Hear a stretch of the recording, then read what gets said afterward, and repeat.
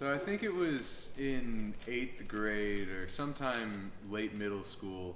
I was on a road trip with my brother, and he had just learned how to solve the Rubik's Cube from YouTube. And he taught me how to do it on the road trip. And it was a lot of fun. And then I just never looked back on it for a while. And for some reason, sophomore year of high school, picked it back up again and thought, hey, I bet I could solve this. And I couldn't do it. I could only solve about half of it. But I looked it up again, figured out how to solve it, and then got a 4x4 and used YouTube again to figure out how to solve that. But I figured out almost every puzzle since without YouTube. I just got caught and have been deep into it ever since.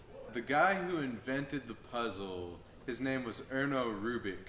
And so it was for some kind of mechanical engineering class, I think. And he was just looking for a mechanism that not all of the pieces were physically tied to the center. They just held each other in by like hooking to each other. And when he put colors on all the sides and mixed it up, he found out, oh, this is really hard. I can't figure this out. And so since he's the one who invented it, it was Erno Rubik's Cube. So it's the Rubik's Cube. So if you see on like this side here, there's a tiny little screw inside that center of the face. And that's the same thing that this has here. There's a little screw here. And that screw holds in the centerpieces, and the centerpieces hold on these pieces, and they hold on the corners of the centers, and then all of those hold on the rest of the pieces. So this is just a screw and a spring that there's 6 of these on each puzzle, on each cubic puzzle, and that's what holds the whole thing together. Without those, it'd all fall apart. Keep your 6 screws on, otherwise you're gonna fall apart. I've probably solved a Rubik's Cube 1,000 times. It's a bunch of times that I've done it. Solving puzzles and making puzzles has helped me a lot in that it's something to focus on and just something to strive for. It gave me some solid goals and gave me some discipline and like working hard on something and making it the best that it can be and producing a good quality product, good enough to be sold in some cases. I almost sold a puzzle once on the Twisty Puzzles forum to a guy in Australia, and he said that it was a fair price for the puzzle. It's just that the Australian dollar was so weak at that time that he couldn't afford to give that much money due to the conversion rates. It was like 150 in US dollars, but it was over 200 in Australian, and he couldn't do that. One example of a puzzle that I made using 3D printing is this guy here.